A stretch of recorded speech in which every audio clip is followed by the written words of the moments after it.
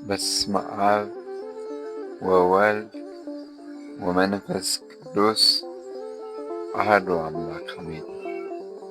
አንድ አምላክ በሚሆን በአብ እና በወልድ በመንፈስ ቅዱስ ስም በማመን እግዚአብሔርን ረድኤት በረከት አጋዥ በማድረግ እንዲሁም የእመቤታችን የንጽሕተ ንጹሐን የቅድስተ ቅዱሳን የቅድስት ድንግል ማርያምን የልጇንና ፍቅሯን አጋዥ በማድረግ ቅዱሳን መላእክቶቹን፣ ቅዱሳን ሐዋርያቶቹን፣ ቅዱሳን ሰማዕታትን፣ የጻድቃን የአበው የደናግል መነኮሳትን ጸሎታቸውንና ምልጃቸውን በረከታቸውን አጋዥ በማድረግ ሰኔ 3 ቀን የሚውል በዕለተ ረቡዕ የሚነበበውን አባታችን የቅዱስ የአቡነ ዜና ማርቆስን ገድል ማንበብ እንጀምራለን።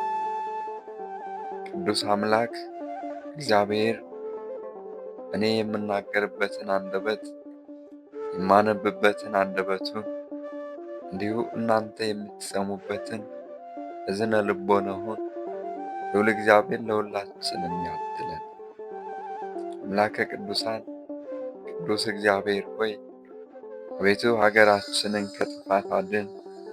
በሀገራችን ላይ ያንዣበበውን የሞት ጥላ አስወግድልን። እናታችን ቅድስተ ቅዱሳን እመቤታችን ቅድስት ድንግል ማርያም ሆይ የአስራት ሀገርሽ ኢትዮጵያን አትተያት፣ ወደ አስራት ሀገርሽ ኢትዮጵያ ተመልከች። ከዚህ በኋላ አባታችን ዜና ማርቆስ እንዲህ አለው፣ ሚስትህና ልጆች ካሉ ይዘህ ወደ እኔና እግዚአብሔር አምላካችን በወንጌልና በኦሪት ቃል ያዘዘንን ሃይማኖትን አስተምራችሁ ዘንድ እንደዚህም መጻሕፍት ቃል ተምረን በጎ ሥራን ሰርተን ከክፉ ስቃይና ከጥፋት እንድን ዘንድ ያለመልካም ሴት ዓለማዊ ሰው በጎ ሥራ መስራትን አይቻልምና፣ ክፉ ሴት ግን ለድሆች በመራራት ላይ ስለ ጽድቅ ለእግዚአብሔር ከሚሠራው በጎ ሥራ ሁሉ መልካሙን ሰው ታስተውላለች። ድል አስገድም አባታችን ዜና ማርቆስ መልሶ እንዲህ አለው፣ ከጎለመስኩ ጀምሮ እስከዚች ቀን ድረስ በጋብቻ ወደ ቤቴ ያስገባኋት ሚስት የለችኝም። ምክንያቱም ስሙ አጀጅ የተባለ አባቶችን ጣዖት እየፈራው ነው። ይህ ጣዖት የዚች ሀገር አስተዳዳሪዎች አንዲት ሴትን እንዲያገቡ አይፈቅድም። ነገር ግን በየቀኑ የእነርሱ ወዳልሆኑ ሴቶች ባል ወዳላት ሴት ይሂዱ ይላል።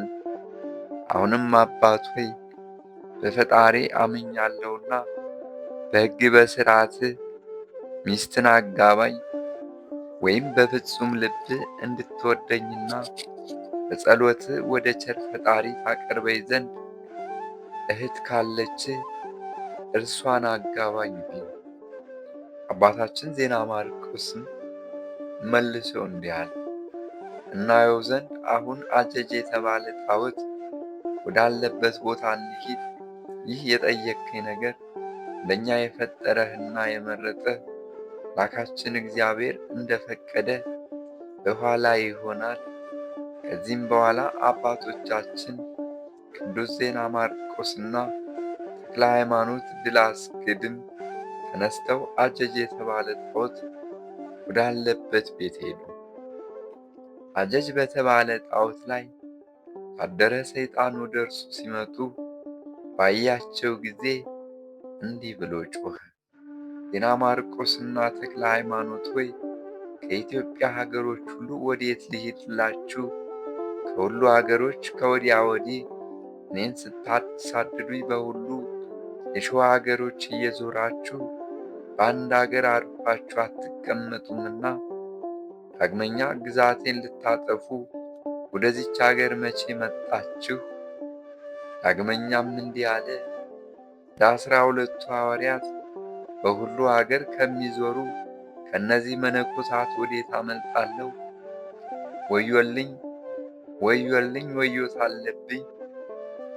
ያን ጊዜ ያ ሰይጣን እንዳያመልጣቸው አባታችን ዜና ማርቆስ የብርሃን ደመና ጠቅሶ በላይዋ ተጫነ። አባታችን ተክለ ሃይማኖትም በክንፎቹ ወደ ሰማይ በረረ። ያን ጊዜም የመላእክት አለቃ ቅዱስ ሩፋኤል ከሰማይ ወርዶ በእሳት ሰይፍ መታው። ከአየር ላይም አጀጅ በተባለ ጣዖቱ ላይ ወደቀ፣ እንደ ብር ደቀቀ። ጣዖቱም እንደ አመድ ሆነ። ከዚህም በኋላ አባቶቻችን ቅዱሳን ዜና ማርቆስና ተክለ ሃይማኖት ከአጀጅ ቦታ ወደ ደይ ተራራ ከድል አስግድ ጋር ተመለሱ። መኮንኑ ድል አስግድም አባታችን ዜና ማርቆስ ለቤተ ክርስቲያን ርስት ትሆነው ዘንድ ያችን ደብር ደይን ከአብስቆት ዱር ይዞ እስከ አገረ ውስጥ ከአብዲናጎ እስከ ደረትሞ ዙሪያን በረሃዎቿን ሁሉ ሰጠ። ከዚህ በኋላ ድል አስግድ የእግዚአብሔርን መንበር በሚሸከሙ በአርባዕቱ እንስሳት ስም በዚቹ ተራራ ላይ ለአባታችን ዜና ማርቆስ ቤተ ክርስቲያን ሰራለት። አባታችን ዜና ማርቆስም በሰኔ ወር በ8ኛው ቀን ከከበራት ይኸውም የክብር ባለቤት ጌታችንና መድኃኒታችን ኢየሱስ ክርስቶስ ለበሽተኞች ሕይወት የሆነ ውሃን ከእናቱ ከእግሯ በታች ያፈለቅበት አምላክን የወለደች የእመቤታችን ቅድስት ድንግል ማርያም በዓሏ ነው። የአርባዕቱ እንስሳን በዓላቸውን ከእርሷ ጋር አከበረ። ከቤተ ክርስቲያኑቱ ክብር ተባብሮታልና። በዚችም ቤተ ክርስቲያን መኮንን ድል አስግድን አጠመቀው። ስሙንም በወንጌላዊ ማርቆስ ስም ሰየመው። ከዚህ በኋላ አባታችን ዜና ማርቆስ ሚስት የምትሆነውን ይገልጽለት ዘንድ ስለዚህ መኮንን ወደ እግዚአብሔር ይጸልይ ዘንድ ጀመረ። እንዲህም ማለት ቤቱ የክብር ባለቤት ጌታዬና ፈጣሪ እግዚአብሔር በፍጥረት ሁሉ ላይ ሥልጣን ያለህ በዚህ አድካሚ ዓለም ውስጥ በሥራ ትራዳቸው ዘንድ ለወንዶች ሁሉ በየወገናቸው ሴትን የሰጣቸው አንተ ነህ። ይብዙ ይባዙ ምድርን የሚሞሏት ዘንድ እንዲሁም የኃያላን ፈጣሪ ሆይ አቤቱ ለመረጥከው ማርቆስ ተብሎ ለተጠራ ለዚህ ሰው በዚህ ዓለም በባለሟልነት ወደ አንተ በሚያደርስ በጎ ሥራ ሁሉ የምትራዳውን ደግ የሆነች ሚስትን ስጠው። እንዲህ ሲጸልይም እግዚአብሔርን የሚያገለግል የመላእክት አለቃ የምሥራች ነጋሪ ቅዱስ ገብርኤል የምሕረት አበጋዝ ከሆነ ከቅዱስ ሩፋኤል ጋር ከሰማይ ወደ እርሱ መጣ። ቅዱስ ገብርኤልም አባታችን ቅዱስ ዜና ማርቆስን እንዲህ አለው፣ የክብር ባለቤት እግዚአብሔር እንዲህ ብሎሃል፣ እነሆ ለስም መታሰቢያ ክፍል ትሆን ዘንድ ይችን ሀገረ ሞረትን እኔ ፈቅጄ ሰጠው። የዚች ሀገረ ገዥ ለሆነ ለዚህ ሰው ሚስት ትሆነው ዘንድ ስሟ ማርያም ክብራ የምትባለውን እህትህን ስጠው።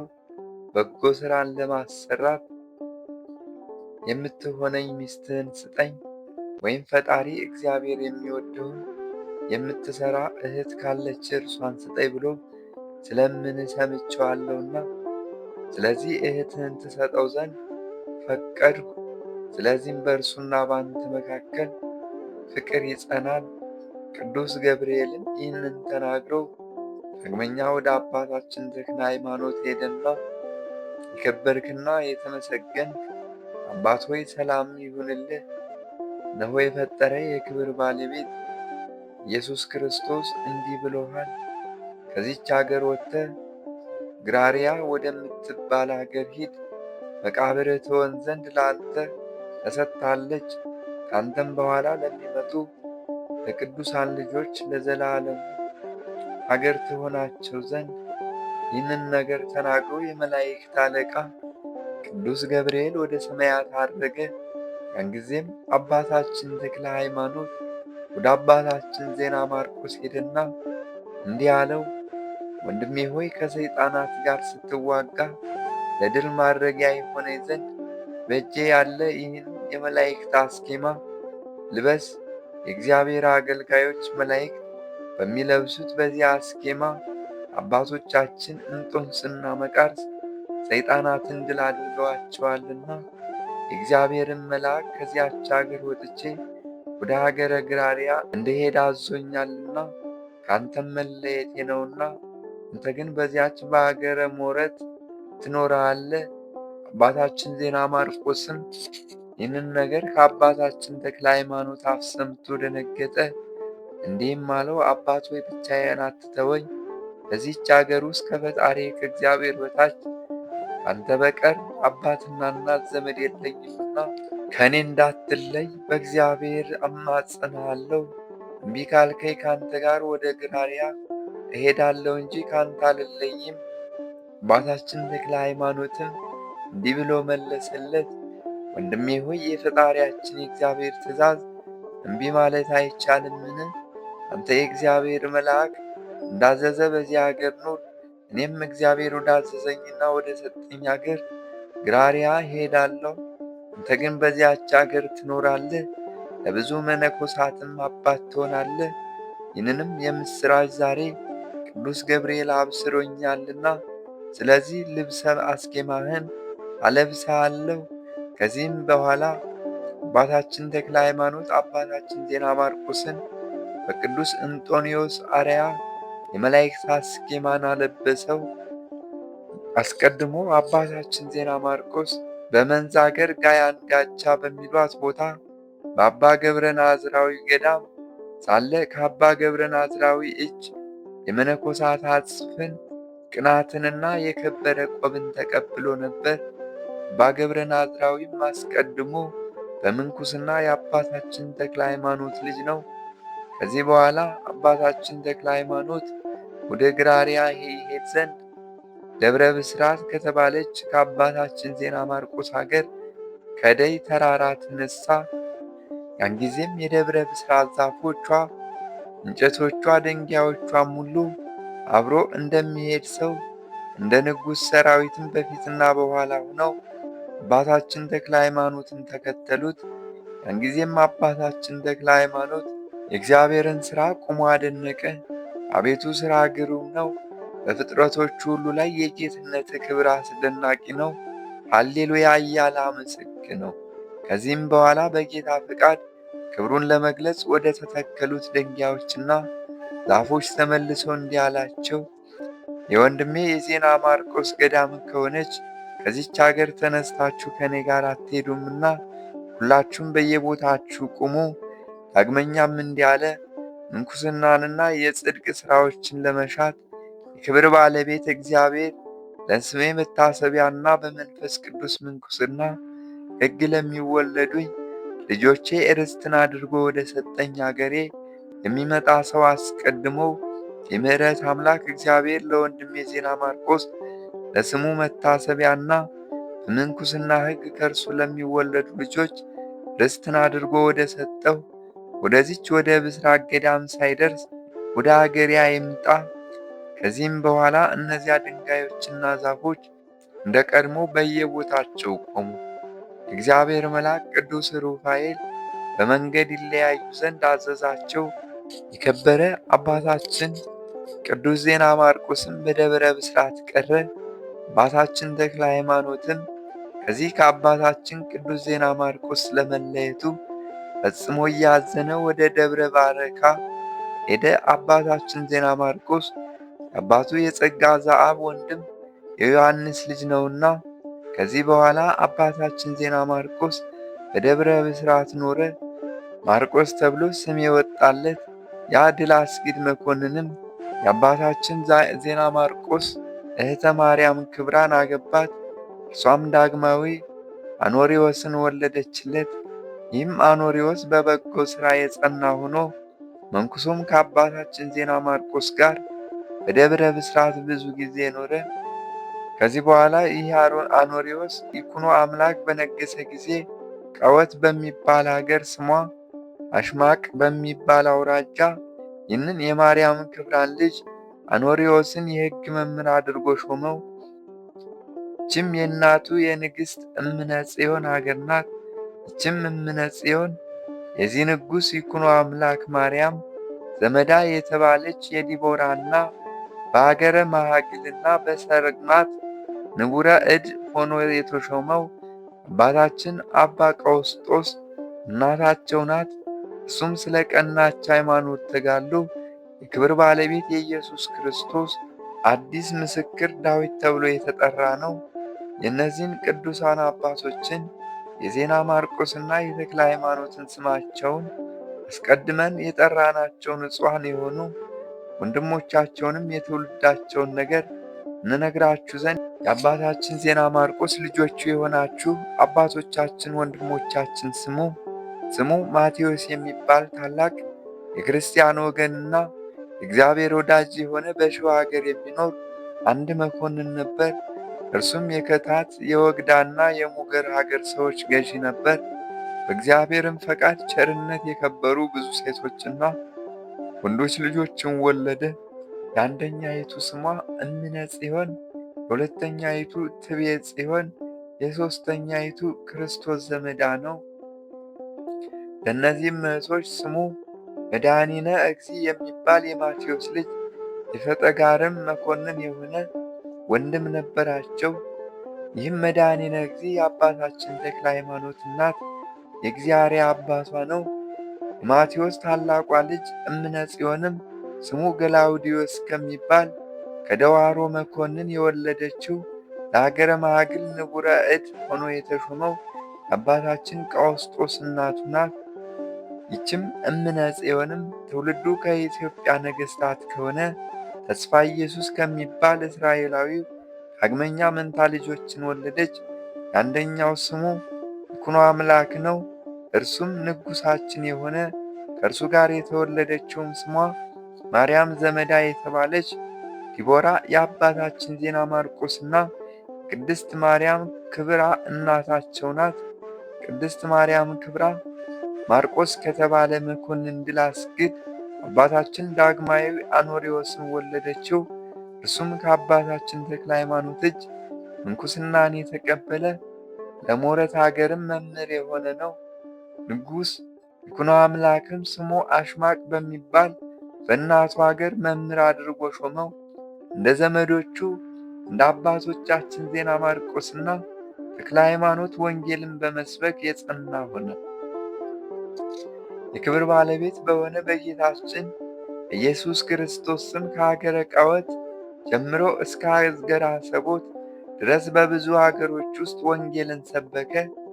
በአዳል ሀገርም ብዙዎች አረመኔዎች በትምህርቱ በቀናች ሃይማኖት አምነው በአብ በወልድ በመንፈስ ቅዱስ ስም አጠመቃቸው።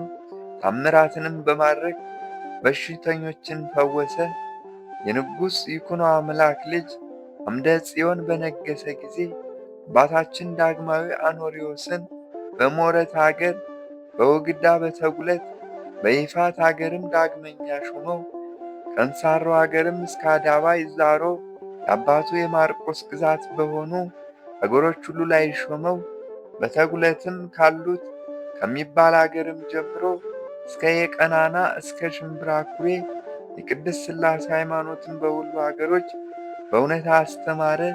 በጨለማና በሞት ጥላ ውስጥ ለነበሩ ሰዎች ሁሉ የቀናች የሃይማኖትን ብርሃን አበራላቸው። ከዚህ በኋላ በታኅሳስ ወር በሦስተኛው ከአባታችን ዜና ማርቆስ የዕረፍት ቀን በሰላም አረፈ። በደብረ ብስራትም ተቀበረ።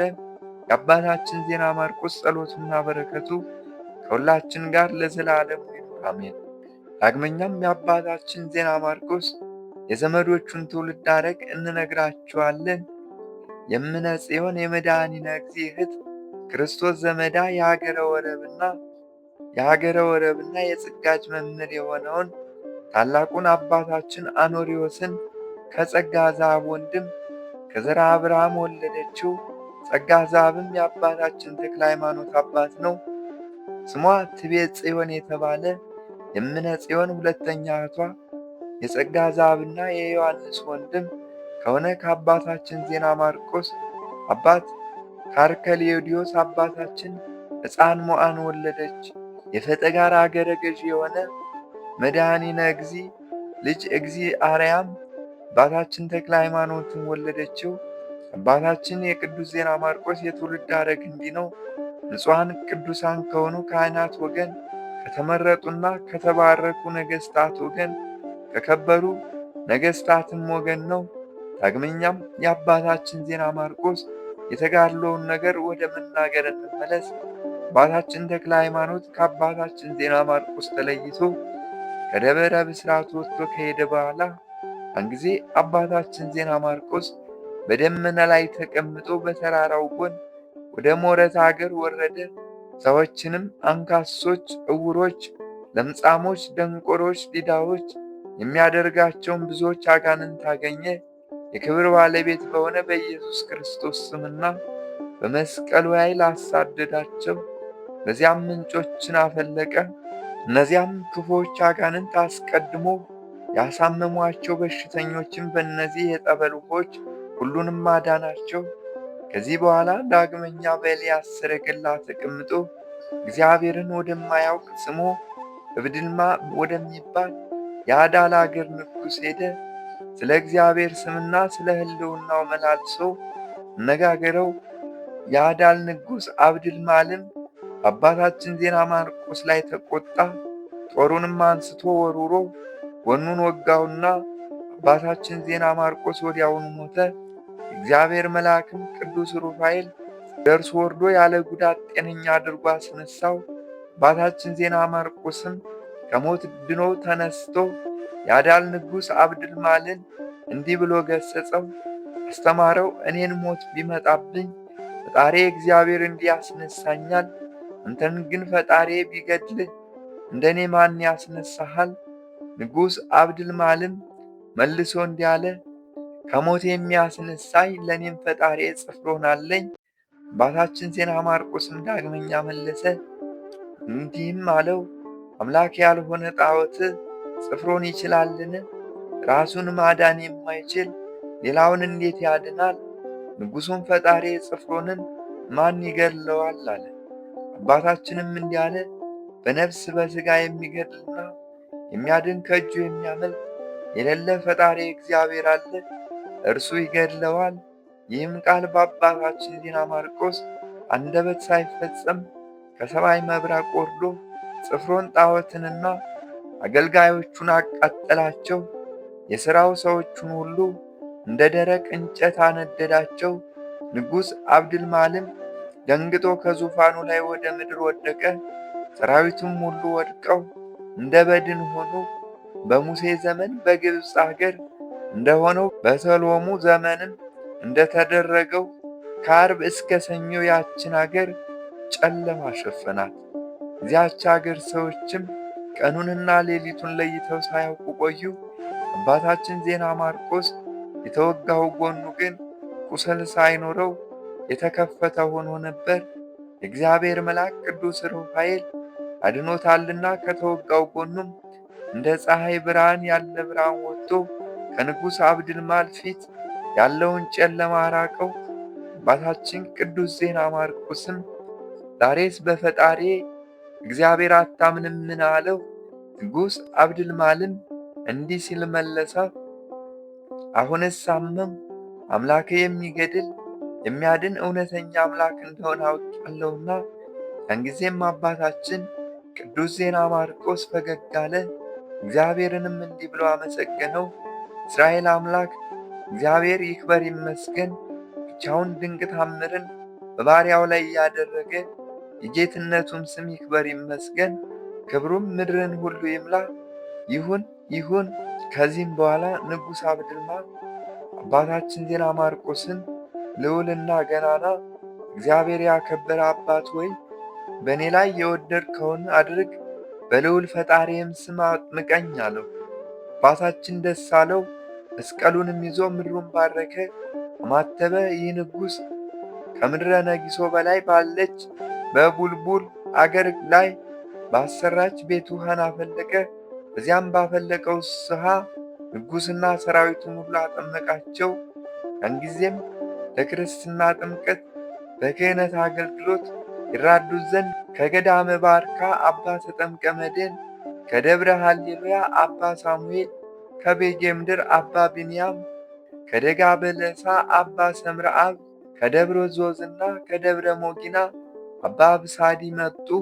ከምድረ ነጊሶች በታች በሀገረ ቀውት ባለች በንጉሥ አዳራሽ ውስጥ መሥዋዕትን አዘጋጅተው ከእግዚአብሔር በተቀበሏት ታቦት ላይ አክብረው ቅዱስ ሥጋውንና ክቡር ደሙን አቀበሏቸው። ይህችም ታቦት በሊቀ መላእክት ቅዱስ ሩፋኤል ስም የተቀረጸች ናት። በእስክንድርያ ሀገርም ነበረች። እስላሞችም በነገሱበት ዘመን ቤተ መቅደሷን የሽርፊ ልጅ አህመድ ሲያፈርሳት ጊዜ እግዚአብሔር መልአክ ቅዱስ ሩፋኤል ይህችን ታቦት ወስዶ በገነት ከዕፀ በለስ ሥር አኑሯት ነበር። ከዚያም አምጥቶ እነዚህ ቅዱሳን ሰጣቸው። የዚያችም ሀገር ሰዎች የሆነውን ይህንን ነገር ሁሉ በሰሙ ጊዜ ወደዚህ ንጉሥ መጥተው ይህ ሥራየኛ ሰው ከሞት እንዴት አዳንህ አሉት። ንጉሡም እንዲህ ብሎ መለሰ፣ እሱስ የሥራዬ ሰው አይደለም፣ የእውነተኛ አምላክ የኢየሱስ ክርስቶስ አገልጋይ ነው እንጂ። እናንተም እንደኔ አምናችሁ በዚህ አባት ዜና ማርቆስ እጅ ተጠመቁ። የዚህም እንግዳ ሰው የአባታችን ዜና ማርቆስ አምላክ ታላቅና ከፍ ከፍ ያለ ከእርሱ በቀር ሌላ አምላክ የሌለ ፍጥረታትን ሁሉ የፈጠረ ነው። እዚያችም አገር ሰዎች ሁሉ በዚህ ንጉሥ ስብከት ነው በአባታችን ዜና ማርቆስ እጅ ተጠመቁ። የዚህም ንጉሥ የጥምቀቱ ስም ሳይለ ሩፋኤል ነው። የሚስቱም የጥምቀት ስም ዓመተ ክርስቶስ ነው። እሷም የክብር ባለቤት በሆነ በጌታችን ኢየሱስ ክርስቶስ ስም በአረማውያን እጅ አንገቷን የተቆረጠች ናት። ከዚህ በኋላ በክርስትና ጥምቀትና የቁርባን ሥርዓት ለመራዳት የመጡ እነዚያ የከበሩ ጻድቃን ግን አባታችን ዜና ማርቆስ ላይ የሠራውን የእግዚአብሔርን ድንቅ ሥራውን እያደነቁ ወደ የገዳማቸው ተመለሱ። አባታችን ዜና ማርቆስም ሳይለ ሩፋኤል ተብሎ ከተሰየመው ንጉሣቸው አብድልማል ጋር የዚያችን አገር ሰዎች የክብር ባለቤት የሆነ የጌታችን የኢየሱስ ክርስቶስን የወንጌልን ሃይማኖት እያስተማራቸው ከዚያም ንጉሥ ጋር 3 ወር ከ7 ቀን ተቀመጠ። በዚያም ወራት የተጠመቁ ቁጥራቸው ከሴቶችና ከልጆች ጋር 802,000 ነው። ከዚህ በኋላ አባታችን ዜና ማርቆስ ከዚያች አገር በደመና ተነጥቆ ወደ ኢየሩሳሌም ደረሰ። ከከበሩ ቦታዎችም ተባረከ። ወደ ደብረ ዘይትና ወደ ደብረ ታቦርም ወጣ። ከክብር ባለቤት ከጌታችን ከኢየሱስ ክርስቶስ መቃብር ከደብረ ጎልጎታም አፈርን ወስዶ በአሞራ ክንፎች ላይ ጫነ። ክብር ባለቤት ጌታችን መድኃኒታችን ኢየሱስ ክርስቶስ ከተጠመቀበት ከዮርዳኖስም ውሃን ቀድቶ አንዱን ንስር አሸክሞ ወደ ሀገሩ ወደ ደብረ ብስራት ተመለሰ። ያንም ለደብረ ብስራት፣ ለደብረ ገርባ፣ ለአብስቆት ገዳም፣ ለበሽተኞች የሕይወት ውሃን ላፈለቀበት ለምድረ ጋይ፣ ለምድረ ነጊሶ፣ ለገዳመ ደንስ፣ ለየሻና ለሰገድ ገዳም፣ ለፍርሃ ዋሻ አከፋፈለ። ውሃውንም እንዲሁ ከእነዚህ ሀገሮች ውሃ ጋር ጨምረው ያን ጊዜ እነዚያ ቦታዎች እግዚአብሔር መልአክ በቅዱስ ሩፋኤል እጅ ተባረኩ። ከዚህ በኋላ አባታችን ዜና ማርቆስ ወደ ጳጳሱ አቡነ ጌርሎስ ሄደ። ሁለቱም በመንፈሳዊ ሰላምታ ሰላም ተባባሉ። አባ ጌርሎስ ጳጳስም አባታችን ዜና ማርቆስን ልጄ ሆይ ከእንግዲህ አንተ አባቴ ነህ አለው። በዚያችም ሌሊት በአባታችን ዜና ማርቆስ እጅ በምሁር አገር እግዚአብሔር ያደረገውን ድንቅ ሥራውን እየተጨዋወቱ አደሩ። በማግስቱም አባታችን ዜና ማርቆስ ክብር ባለቤት የጌታችን የኢየሱስ ክርስቶስ ሃይማኖትን አስቀድሞ ወደ አስተማረበት ወደ ምሁር አገር ሁለቱም በደመና ተነጥቀው ደረሱ። ፄዋ መስቀልም ባመነች በ5ኛው ዓመት በቤቷ ተቀበለቻቸው። በዚያም አደሩ።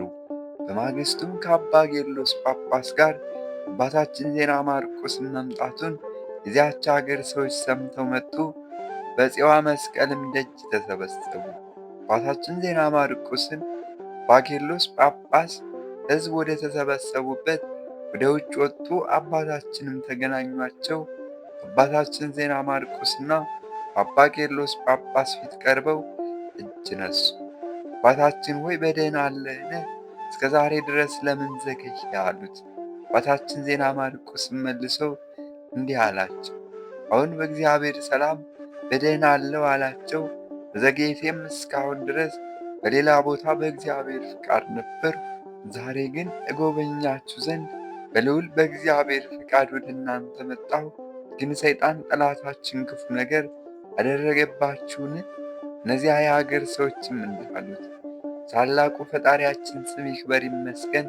በአንተ ጸሎት አሁን ደህና አለን። የጠላትም በእኛ ላይ ምንም ክፉ ነገር አላደረግም። ግን ጥቂት በሽተኞች አሉ። እንደ ቀድሞው ናፈውሳቸው። ወደ ሀገራችን መምጣትን ትናንት በሰማን ጊዜ ከእኛ ጋር አምጥተናቸዋልና። የሀገር ሰዎችም ይህን ተናግረው በሽተኞችን ወደ እርሱ አቀረቧቸው። እንጊዜም ወደ እግዚአብሔር ጸለየ። 300 በሽተኞች የሚሆኑ ለምጻሞችም አጋንንት የያዟቸው ዕውሮችና አንካሶች በጸሎት ዳኑ። ከዚህ በኋላ ደግሞ በአንዲት ጉባኤ እንዲሰበሰቡና እንዲቀመጡ አዘዛቸው። ስለ ቀናች ሃይማኖት ከመጻሕፍት ቃል ከአባ ቄርሎስ ጳጳስ ጋር በቀናች ሃይማኖት ይጸኑ ዘንድ አስተማራቸው። ሁሉም ትምህርቱን ተቀበሉት። ያን ጊዜም ከጉባኤ ውስጥ አንድ ሰው ተነስቶ አባታችን ዜና ማርቆስን እንዲህ አለው፣ ስለ ሃይማኖት ያስተማርከንን ሁሉ አመንኩ። ነገር ግን በኋለኛይቱ ዕለት ሙታን ይነሳሉ ብለህ ያስተማርከን አንዲቱ ነገር ሐሰት ትመስላለች። ሥጋቸው አፈር ትቢያ ከሆነ በኋላ ይህ ነገር እንዴት ሊሆን ይችላል? አለ። አባታችን ቅዱስ ዜና ማርቆስም መልሶ እንዲህ አለው፣ ከልጅነት እስከ ዛሬ ባለው ዕድሜ እህሉ ሁሉ ሲዘራ በየወገኑ በየአይነቱ በመሬት ውስጥ ከበሰበሰ በኋላ ሲያበቅል ሲያድግና ሲያፈራ ወደ ቀደመ መልኩ ወደ ነበረበት እንደሚመለስ አልተመለከትክምን? የስንዴም የገብስም ዘር ቢሆን አትክልትም በየአይነቱ ሙታን መነሳት እንዲሁም ይሆናል አለው። ይህም ብሎ ከወንበሩ ተነስቶ በመካከላቸው ቆመው እንዲህ እያለም ወደ እግዚአብሔር ጸለየ። የክብር ባለቤት ጌታዬ ፈጣሪ ኢየሱስ ክርስቶስ ሆይ በሦስትነት ጥበብ በአንድ አገዛዝ በአንዲት ፈቃድ ዓለሙን ሁሉ የፈጠርክ በኋለኛው ዘመን ከእመቤታችን ከቅድስት ድንግል ማርያም ስለኛ ከሥጋዋ ሥጋን ከነፍሷም ነፍስን ነስተህ እንደኛ ሰው የሆንክ አልዓዛርን ከተቀበረ ከ4 ቀን በኋላ ከመቃብር ያስነሳኸው እንዲሁ የዚህች አገር ገዢ የነበረውን አንተን ስለ መካዱና ጣዖትን ማምለክ ስለ መውደዱ በእኔ በደካማው ባሪያህ ላይና በከበረው ስም ላይ ስላደረገው ክፉ ሥራው በባሕር አስቀድሞ ያሰመጥኸውን በማይጠፋ የእሳት ባሕር ውስጥ የጣልከውን ታነሳው ዘንድ እለምንሃለሁ። የምለምንህም ስለ እርሱ አይደለም፣ ስለ ሚስቱና ስለ ልጆቹ ጽኑ እምነታቸው ነው እንጂ ወገኖችም ይሆኑ ዘንድ ስለ መረጥካቸውና በእኔ በባሪያ ቃል ስለ ጠራሃቸው ስለ ሀገሩ ሰዎችም የሙታን መነሳት እንዳለ በከበረ ወንጌልህ ያስተማርከውን ያምኑ ዘንድ እንጊዜም የመላእክት አለቃ ቅዱስ ሩፋኤል ከሰማይ ወርዶ በፊቱ ቆሞ እንዲህ አለው፣ ጌታ አልዓዛርን ከመቃብር ውስጥ ጠርቶ እንዳስነሳው አስቀድሞ የሞተ የዚችን አገረ ገዢ የነበረውን ጥራው፣ እንዲሁም ከባሕር ተነስቶ ይወጣል። ቅዱስ ሩፋኤልም ይህንን ተናግሮት ወደ ሰማይ አረገ። ያን ጊዜ አባታችን ዜና ማርቆስ ያንን መኮንን እንዲህ ብሎ ጠራው። ሙቶ ከተቀበረ በ4ኛው ቀን ሥጋው ተልቶ ከሸተተ በኋላ አልዓዛርን ከመቃብር ውስጥ ባስነሳው በክብር ባለቤት በጌታዬ በኢየሱስ ክርስቶስ በመለኮቱ ኃይል አንተ የዚች የምሁር አገረ ገዢ አውጊት ከሞት ተነስተ እኛ ወዳለንበት ና ውጣ ብሎ በባሕር ሰጥሞ የሞተውን ያንን መኮንን ጠራ። ያን ጊዜም እንደ ቀድሞ ምድር ተሰነጥቃ ባሕሩም ተገለጠ። በላዩ ወድቆ ከሞተ 5 ዓመት ከ4 ወር ከሆነ በኋላ ያ መኮንን ከባሕሩ ውስጥ ወጥቶ ከአባታችን ዜና ማርቆስና በአባ ቄርሎስ ጳጳስ ፊት በወገኖችና በጭፍሮቹ መካከል ቆመ። የምሁር ሰዎችም ገዢያቸውን ከሞት ተነስቶ ባዩ ጊዜ በዜና ማርቆስ ታላቅና ልዑል በሆነ በፈጣሪው ኃይል በእውነት ድንቅ ታምራትና ኃይልን የሚያደርግ ነው እያሉ ጮኹ፣ ደነፉ። ከዚህ በኋላ እንዲህ ሲሉ ጠየቁት፣ በባሕር ላይ ወድቀህ በውስጡ ከተደፈንክ በኋላ ከሞት እንዴት ተነሳህ? ያ መኮንንም እንዲህ ብሎ መለሰላቸው፣ እናንተ እንዳያችሁኝ አስቀድሞ ወደዚህ ባሕር ወድቄ ሞት ክፉዎች የጨለማ መላእክት መጥተው ነፍሴን ከበቧት። ሥጋዬም በዚህ ባሕር ላይ ተንሳፎ ነበር። የጨለማ መላእክቶችም በሲኦል ወዳለ የእሳት ባሕር ውስጥ ነፍሴን አወረዷት። ዛሬ ግን በሥቃይ ቦታ ሳለሁ እግዚአብሔር መልአክ ሩፋኤል መጣ። ከሥቃይ ቦታም አውጥቶ ሥጋዬ ወዳለበት ወደ ባሕር ወሰደኝ። አንቺ ነፍስ የቅዱስ ዜና ማርቆስ አምላክ የምሕረት መገኛ ጌታ ኢየሱስ ክርስቶስ ወደ ሥጋሽ ተመለሽ ያለሽ ብሎ ነፍሴን ከሥጋዬ ጋር አዋሃዳት። ያን ጊዜ ነፍሴ ከሥጋዬ ጋር ስትዋሃድ እናንተ አሁን እንደምታዩኝ ከባሕር አውጥቶ በመካከላችሁ አቆመኝ። ዳግመኛም እንዲህ አለ፣ ሁላችሁም ሰዎች ወንድሞቼ ስሙ። የክብር ባለቤት በሆነ በከበረ ዜና ማርቆስ አምላክ በጌታ ኢየሱስ ክርስቶስ የማያምን ሁሉ በሰማያት ምሕረት የለውም፣ የሚያምን ግን የዘላለም ሕይወት አለው። ሰው በክፉ ሥራው ተፈርዶበት በሲኦል ወዳለ የእሳት ባሕር ሲወርድ በሁለት የሰንበት ቀኖችና የፍጥረት ሁሉ እመቤት በሆነች በፈጣሪ ክርስቶስ እናት በቅድስት ድንግል ማርያም በዓል ወደ ውጭ አውጥተው ያሳርፉታል። እንደኔ ጣዖት አምላኪውን ግን ከቶ አውጥተው አያሳርፉትም። በጨለማና በእሳተ ባሕር ውስጥ ያለ ዕረፍት ለዘላለሙ ሲሰቃይ ይኖራል እንጂ። አሁንም ያለ መጠራጠር በፍጹም ልቡናችሁ የክብር ባለቤት በሆነ በክርስቶስ እመኑ። ከዚህ ሁሉ ጨለማና ከእሳቱ ባሕር ስቃይና መከራ ትድኑ ዘንድ ሁለቱን የሰንበት ቀኖችን አምላክን የወለደች የእመቤታችን ቅድስት ድንግል ማርያምን በዓላቶቿን አክብሩ። ከዚህ በኋላ ወደ አባታችን ዜና ማርቆስ መለስ ብሎ ሰገደለት፣ እንዲህም አለው፣ ቀድሞስ መራራና ክፉ ከሆነ ሥራዬ የተነሳ ጠልቼ ነበር። ዛሬ ግን የተጋድሎ ነገር ከማርና ከስኳር የሚጥመኝ ሆኖ የሚያስፈራ ከሆነ ከኃጢአት ይሞታል አዳኝ ሆነኸኛልና። አሁንም አባቶይ ዳግመኛ በሲኦል ወዳለ የእሳትና የጨለማ ባሕር ውስጥ እንዳልወርድ በፍጥረቱ ሁሉ ጌታ በወለደችውም በፍጥረቱ ሁሉ እመቤት በቅድስት ድንግል ማርያም እማጸንሃለሁ። አባታችን ዜና ማርቆስ መልሶ እንዲህ አለ፣ እንግዲህ ወዲህ ጨለማውና ወደ እሳቱ ባሕር አትወርድም፣ በኃጢአትም ሞት አትሞትም። መሐሪና ይቅር ባይ አምላክ ስለ ልጆችና ስለ ሚስት እምነት በሥጋ በነፍስ ከሞት አድነዋልና በኋላኛይቱ ዕለት የሙታን ትንሣኤ እንዳለ ያምኑ ዘንድ ስለ ወገኖችም ከሞት አስነስተዋልና። ስለዚህም የአሸናፊ እግዚአብሔር ልጅ በሥጋም የድንግል ማርያም ልጅ ከአባቱና ከመንፈስ ቅዱስ በሥልጣን የተካከለ አልዓዛርን አስቀድሞ አስነሳው። የምሁር አገር ሰዎችም ይህንን ድንቅ ታምር ስላዩ እጅግ አደነቁ። ምስጉን የሆነ እግዚአብሔርንም አመሰገኑት። የዚያ መኮንን ሚስት ፄዋ መስቀልም ከልጆቿ ጋር የባሏን ከሙታን ተለይቶ መነሳት በተመለከተች ጊዜ በታላቅ ድምፅ ጮኸች፣ እልልም አለች። አባታችን ዜና ማርቆስ ጸሎቱና በረከቱ ከሁላችን የክርስቲያን ወገኖች ጋር ይኑር ለዘላለሙም አሜን። ጸሎቱና በረከቱ በአማላጅነቱ ከምንታመን ከሁላችን ክርስቲያኖች ወገኖች ጋር በእውነት ለዘላለም ይኖርና አባታችን ቅዱስ ዜና ማርቆስ ያደረገው ታምር ነው። በሞረት ሀገርም በታች በቆላዋ ውስጥ እስከ ወግዳ ድረስ ከእስላሞች ወገን የሆኑ ሰዎች ይኖሩ ነበር። የቆሰላው መሬት አንድ እጁ ከሞረት ሀገር እስከ ተጉለትና እስከ ወግዳ ድረስ እስላሞች ርስታቸው ሲሆን፣ ሁለት እጁ ግን ለክርስቲያኑ ወገኖች ርስታቸው ነበር።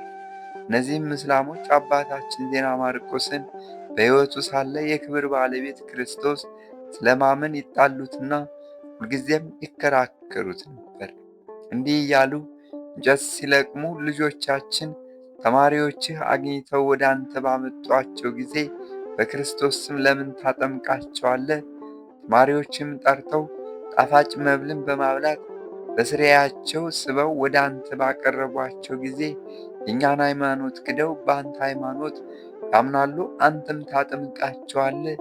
የእኛን ሥራ ትተው ካንተ ዘንድ ውለው በምሽት ጊዜ ወደ እኛ ይመጣሉና በበትርም ብንመታቸውም በትሩ አይነካቸውም።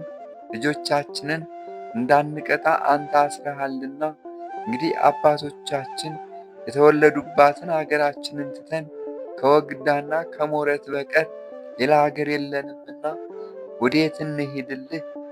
አባታችን ዜና ማርቆስ መልሶ እንዲህ አላቸው፣ የሞረትና ወግዳ አገረ ገዥ እኔ አይደለሁም? እኔም እናንተንም የሚገዛ ንጉሥ አለ እንጂ እኔንም እናንተንም የሚገዛ ንጉሥ አለ እንጂ በሥጋ ርስትም ከእናንተ ጋር አልጣላም፣ ከእናንተ ጋር ዝምድና የለኝምና። የምንጣላበት ግን ይህ ነው፣ እናንተ ጌታችን ኢየሱስ ክርስቶስ ነቢይ ነው እንጂ አምላክ ልጅ አይደለም ትላላችሁ። ስለዚህ የእኔ ድርሻ ከእናንተ እርሻ በላይ በመሆኑ ልጆቻችሁም ከእኔ ተማሪዎች ጋር በአንድነት ቦታ ይውላሉ። የእኛንና የእናንተን ይህን የሃይማኖት ነገር በመጨዋወቱ ጊዜ እኛንም እናንተንም በፈጠረ በእግዚአብሔር ፍቃድ ሆነ። እናንተን የእስላም ወገኖችን የሚፈጥር ሌላ አምላክ፣ የክርስቲያን ወገኖችንም የሚፈጥር ሌላ አምላክ የለምና ፍጥረቶቹን ሁሉ የፈጠረ አንድ አምላክ ነው እንጂ። ስለዚህ ነገር ተማሪዎቹ ልጆቻችሁን በራሳቸው መጽሐፍ ረድተው መልሷቸዋል። ከእርሳቸውም ጋር በአንድነት በአንዲት ዱር እየተጨዋወቱ ስለሚውሉ ነው። እናንተ ቃሉን የምታምኑ ዳዊት ከጠማማ ጋር ጠማማ ከንጹሕ ጋር ንጹሕ ትሆናለህ ያለውን አልሰማችሁን? ተማሪዎቼ ንጹሕ ናቸውና ለፍቅራቸውና በአንድነቱ ነው በአንዲት ቦታ እየተጨዋወቱ ስለመዋላቸው ፈጣሪ ልጆቻችሁን ወደ ልጆቼ ሳባቸው። አምላካችን ፊት ከበጎ ሥራ ሁሉ ፍቅር ይበልጣልና እርሱ ራሱ ሰውን ስለመውደዱ ወደዚህ ዓለም መጥቷልና ከብቻዋ ከኃጢአት በቀር እንደኛ ሰው ሆኖ ሰው የሚሠራውን ሁሉ ሰርቷልና በሥጋውም መከራ ተቀብሎ በመቀበሉ በመሰቀሉ በሞቱና በሦስተኛው ዕለት በመነሳቱ ከጠላታችን ሰይጣን ተገዥነት አዳነን። በሥራዬ ስለምትሉኝ እንደናንተ እኔ ሥራዬን አላውቅም። በሥራዬስ የምትተማመኑ እናንተ ናችሁ።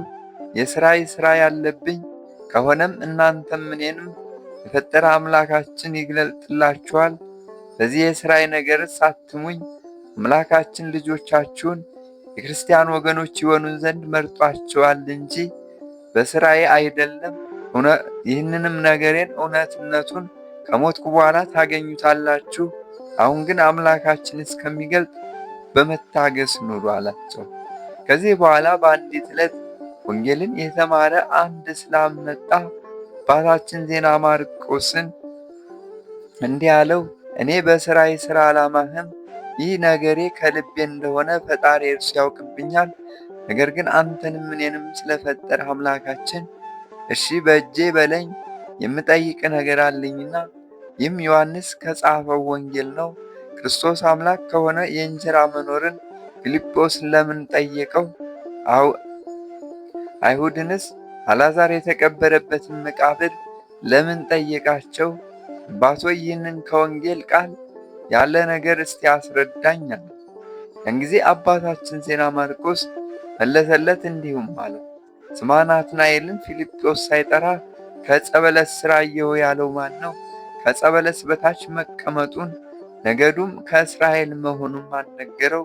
በዓይነ ሥጋ ከዚህ በፊት ጌታችን ናትናኤልን ፊልጶስ ሳይነግረው አስቀድሞ አያውቀውምና ጌታና ናትናኤል ከተገናኙባት ከዚያች ዕለት በቀር አልተያዩም ነበርና። አልዓዛር ሞተ ብሎ ለደቀ መዛሙርቱ በነገራቸው ጊዜ በሩቅ መንገድ እያለ የአልዓዛርን ሞት የነገረው ማን ነው? እስቲ አንተ ለዚህ ነገር መልስልኝና እኔም በኋላ አስረዳሃለሁ አለው። እስላሙም መልሶ እንዲህ አለ፣ አምላካችን የሰጠው ብርሃን ገለጠለትና አወቀ። አባታችን ዜና ማርቆስም እርሱ እውነተኛ ብርሃን ሲሆን ሌላ ብርሃን እንዴት ይሰጠዋል ይባላል? ነገር ግን ጌታችን ኢየሱስ ክርስቶስ እውነተኛ ብርሃን እንደሆነ እውነት ምስክር ዮሐንስ በእውነት የነገረህን አስተውል። ወንድሜ ሆይ የክብር ባለቤት ስለሆነ ጌታችን ኢየሱስ ክርስቶስ ወንጌላዊ ዮሐንስ በወንጌሉ ርዕስ ያለውን ስማ። ያ ቃል በቅድምና የነበረ ነው። ያ ቃል በእግዚአብሔር ዘንድ፣ ያም ቃል እግዚአብሔር ነው። እንዲህ ቀዳማዊ ቃል አስቀድሞ በእግዚአብሔር ዘንድ ነበረ። በእርሱ ሁሉ ተፈጠረ። ከተፈጠረው ሁሉ ያለ እርሱ ግን ምንም የተፈጠረ የለም። እርሱንም ለማገልገል የተፈጠረው ሁሉ በእርሱ ሥልጣን የተፈጠረ ነው። ሕይወትም ነው። ሕይወትም ለሰው ብርሃን ነው። ብርሃንም በጨለማ ውስጥ ያበራል ያሳያልም፣ ጨለማም አያገኘውም አይቀርበውም። ዮሐንስ የብርሃን ፈጣሪ ስለሆነ ለጌታችን ኢየሱስ ክርስቶስ ይህን ቃል ሲናገር እሱ ብርሃን እንደሆነ ሲመሰክር ሁሉን ነገር ለማወቅ ብርሃንን ማን ሰጠው? ዳግመኛ በዚህ ወንጌል ያለውን የዓለም ብርሃን እኔ ነኝ፣ የተከተለኝ ወደ ጨለማ አይሄድም፣ የሕይወት ብርሃን ያገኛል እንጂ ብሎ ያስተማራቸውን ሰማ። ዳግመኛም እርሱ ራሱ ከብርሃን አብ የተገኘ ብርሃን እንደሆነ የማያዩ ሊያዩ፣ የሚያዩ ሊታወሩ በዚህ ዓለም ልፈርድ እኔ መጥቻለሁ አለ። ዳግመኛም በዚህ የእውነት ምስክር በሆነ በወንጌል ቃል ለኒቆዲሞስ ያስተማረውን ስማ። ብርሃን ወደ ዓለም መጥቷልና፣ ሰው ግን ሥራው ክፉ ስለሆነ ከብርሃን ይልቅ ጨለማን መረጠ። ሥራው ክፉ የሆነ ሁሉ ብርሃንን ይጠላልና ወደ ብርሃንም አይመጣምና ሥራው እንዳይገለጥበት ክፉ ስለሆነ፣ እውነትን የሚሠራ ግን ወደ ብርሃን ይመጣል፣ ሥራው ይገለጥ ዘንድ ስለ እግዚአብሔር ብሎ ይሠራልና። ስለዚህም እውነተኛ ምስክር በሆነ ቃሉ የክብር ባለቤት ጌታችን ኢየሱስ ክርስቶስ እንደተናገረ ለሁሉ በሚያሳይ በቀን ብርሃን ልጆቻችሁ ወደ ደቀ መዛሙርቶቼ መጥተው ከእነርሳቸው ጋር ይውላሉና በይሁዳ ሀገር ሁሉ የነበሩ ነቢያት ትንቢት የተናገሩለት ለዘላለሙ የማይጠፋ የክርስቶስ ብርሃን አላቸውና፣ ከእነርሳቸውም አንዱ ዳዊት ለጻድቃን ብርሃን ወጣላቸው እንዳለ፣ ኢሳይያስም በምድር ላይ ትእዛዝ ብርሃን ነው አለ። ዳግመኛም አለ፣ በዓለም ውስጥ የምትኖሩ በጎ ሥራ መሥራትን ተማሩ። በምድር ላይ የጻድቃን ሥራ የማይማር በጎ ሥራንም የማይሠራ ኃጢአተኛ ሰው አልቋልና፣ ልጆቻችሁም ከደቀ መዛሙርቶቼ ጋር በሚውሉበት በጎ መሥራትን ይማራሉ። ይኸውም ለድሆችና ለምስኪኖች በችግራቸው ቀን መራራትና መርዳት ነው። ልጆቻችሁ ከልጆቼ ጋር ለሰው ሁሉ በጎ ሥራን ይሠራሉና፣ ያን ጊዜ የሕይወት ብርሃን ጌታችን ኢየሱስ ክርስቶስ የመለኮቱን ምስጢርና በጎ የሆነውን ሥራ ሁሉ ይገልጥላቸው ዘንድ እኔ ባመንኩበት ሃይማኖት ያምናሉ። እናንተም ትደበድቧቸዋላችሁ፣ ግን አይሰማቸውም። ስለ ክርስቶስ ስምን በምትመቷቸው ጊዜ ስሙን በመጥራት ሰማያትን የከደነ ክብሩ ይሰወርላቸዋል። ነቢይን ዕንባቆም እንደተናገረው እግዚአብሔር ግን ከቴማን ይመጣል፣ ቅዱሱም ከፋራን ተራራና ከይሁዳ ሀገሮች ክብሩ ሰማያትን አሸነፈ። የትነቱም ምድርን መላ፣ ጸዳሉም እንደ ብርሃን ነው። ስልጣን ገንዘቡ ነው፣ በኃይሉ ጽናትም እስራኤል ዘነፍስን ወዳጅ አደረገ። ትምህርቱም በፊቱ ይሄዳል፣ ከእግሮቹም በኋላ ወደ ምድረ በዳ ይመጣል። ስለዚህም እውነተኛ ብርሃን የእግዚአብሔር አካላዊ ቃል ኢየሱስ ክርስቶስ ከእኔ ጋር ወደ አገራችሁ ምሕረት መጣ። የጌትነቱን ክብር አሸናፊ አገልጋዮቹ ደቀ መዛሙርቴ ስልጣን ያላቸው ሆነዋል። በላያችሁ ያደረ ብርሃንም ለልጆቻችሁ የሚያባራ የክርስቶስ ጌትነት ብርሃን ነው። ይህም የብርሃን ቃል በእጆቻችሁ ፊት ይሄዳል፣ ከእኔም ተላልፎ ከደቀ መዛሙርቶቼ ከእግራቸው ኋላ የሃይማኖታችሁን ምስጢር ለልጆቻችሁ ያሳያችኋል። ይህችውም የሐሰት አባቷ የኃጢአት ምንጯ ዲያብሎስ አስቀድሞ በተፈጠረ ጊዜ የወደቀባት ናት። ዛሬም በሐሰት ሥራየኛ ትሉኛላችሁ። የተሰወረውን የሚገልጥ ፈጣሪ የክብር ባለቤት ኢየሱስ ክርስቶስ ከሞትኩ በኋላ በልጆቼና በልጆቻችሁ መካከል ይግለጠው። የሃይማኖቴም እውነተኛ ከሃይማኖታችሁ የሚበልጥ እንደ ፀሐይ የሚያበራ መሆኑን ከሞትኩና በመሬት ውስጥ ከተቀበርኩ በኋላ ታላቅና ድንቅ ታምራት በማድረግ ይገለጣል። አባታችን ካረፈ በኋላ ድንቅ ታምራትን የሚያደርግ ብርሃናትን የፈጠረ ጌታችን ኢየሱስ ክርስቶስ ስለ ወዳጁ አባታችን ዜና ማርቆስ እነዚያ ሁለት ዕውሮች ሴቶች ዓይናቸውን የፈጠረላቸው ዓይኖቻቸው ተገለጡ። የአብ አካላዊ ቃል ጌታችን ኢየሱስ ክርስቶስ ብርሃናትን የፈጠረ አምላክ እርሱ እንደሆነ በሕይወቱ ሳለ አባታችን የተናገራቸውን አስተውለዋልና። እንጊዜም በሞረት ሀገር የሚኖሩ የእስላም ወገኖች ሰዎች ሁሉም አመኑ። ከአባታችን ዜና ማርቆስ ዕረፍት በኋላ በ40 ቀን በአባ ገብረ ክርስቶስ እጅ 7950 ሰዎች ተጠመቁ። አባታችን ዜና ማርቆስ መቃብር ላይ ታላቅ ድንቅ ታምር ሆነ። ያን እስላሞች ከነበሩበት ከወንድሞች ከሴቶችም ብዙዎች በሽተኞች ተፈወሱ። አባታችን የዜና ማርቆስ ጸሎቱና በረከቱ በአማላጅነቱ ከምንታመን ከሁላችን ልጆች ጋር ይኑር ለዘላለሙ አሜን። አንድ አምላክ በሆነ በአብ በወልድ በመንፈስ ቅዱስ ስም ሰኔ 3 ቀን በዚች ቀን በትምህርትና በተጋድሎ የጸናች ቅድስት ማርታ አረፈች። ይህችም ቅድስት ከምስር ተወላጆች ውስጥ ነበረች። ወላጆቿም እጅግ ባለጸጎች ነበሩ። ከታናሽነቷም ጀምራ የረከሰ ዝሙትን የምትወድ ነበረች። የከተማ ጎልማሶችና ታላላቆችም በስውር ወደ እርሷ እየመጡ ታመነዝሩ ነበር። ከዚህ በኋላ ስራዋ ተገለጠ። የርኩሰት ስራንም በግልጥ አብዝታ የምትሰራ ሆነች። ክብር ምስጋና ይግባውና ጌታችን ኢየሱስ ክርስቶስ የከበረ ልደቱ በዓል በሆነ ጊዜ ለቤተ ክርስቲያን ሄደች። ልትገባም በፈለገች ጊዜ የቤተ ክርስቲያኑ ጠባቂ ከለከላት። እንዲሁም አላት፣ አንቺ በምግባር የረከስሽ ስለሆነ ወደ ከበረች ቤተ ክርስቲያን ውስጥ መግባት አይገባሽም። ይተዋትም ዘንድ አባበለችው። እሱ ግን ከለከላት። በመካከላቸውም ታላቅ ጸብ ሆነ። ኤጲስቆጶሱም ጩኸት ሰምቶ ተነስቶ ወደ ቤተ ክርስቲያኑ ደጃፍ ደረሰ። ማርታንም ባያት ጊዜ እግዚአብሔር ቤቱ የከበረና የነጻ እንደሆነ አታውቂውምን? አንቺም የረከስሽ ስለሆንሽ ወደ እግዚአብሔር ቤት ትገቢ ዘንድ አይገባሽም አላት። በዚያን ጊዜም አለቀሰች። ንስሐ እገባለሁ እንጂ ወደዚህ ሥራ እንግዲህ አልመለስም፣ ብትቀበለኝም እመነኩሳለሁ አለችው። ኤጲስቆጶሱም ገንዘብሽንና ጥሪትሽን ሁሉ ወደዚህ አምጥተሽ በፊትሽ ካላቃጠልነው አላምንሽም አላት። እንጊዜም ሄዳ ጥሪቷን ዋጋው ብዙ የሆነ ጌጧን አምጥታ በኤጲስቆጶሱ ፊት ጣለችው። እርሱም በፊቱ አቃጠለው። ከዚህ በኋላ የራሷን ጠጉር ተላጨች። ኤጲስቆጶሱም ማቅ አልብሰው ወደ ደናግል ገዳም ላካት። እዚያም ታላቅ ተጋድሎን በፍጹም ልቧ ጀመረች። ነፍሷንም እንዲህ እያለች ትገስጻት ነበር።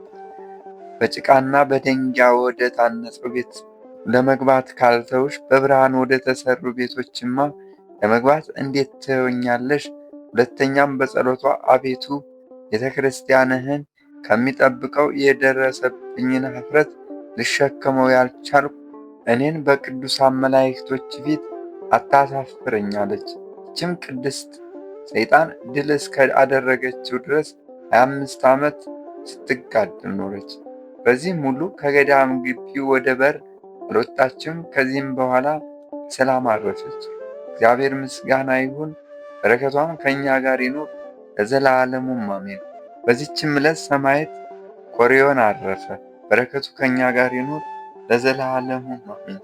በዚህች ቀን ደግሞ ኤላሪዮስ የሚባል ኤጲስቆጶስ ሰማዕት ሆኖ አረፈ።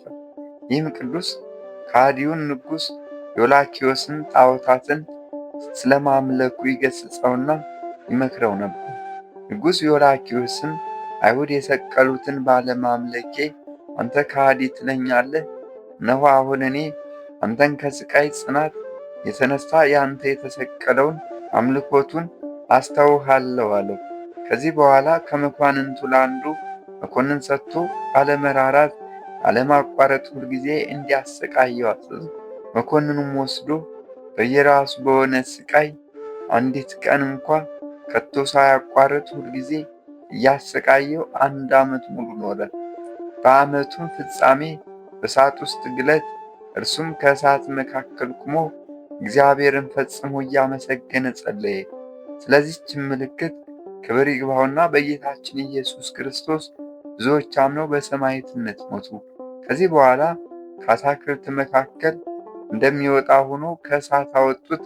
መኮንኑም ከማሰቃየት በደከመ ጊዜ በራሱ ላይም የሚያደርገውን ባጣ ጊዜ ራሱን በሰይፍ እንዲቆርጡ ታዞ ቆረጡት። በመንግሥተ ሰማያትም የሰማዕትነትን አክሊል ተቀበለ።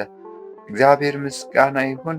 እኛንም በዚህ ተጋዳይ ጸሎት ይማረን፣ በረከቱን ከእኛ ጋር ትኑር ለዘላለሙ አሜን። ወስብሐት ለእግዚአብሔር ወለወላዲቱ ድንግል ወለመስቀሉ ክብር። ይቆየን። አሜን።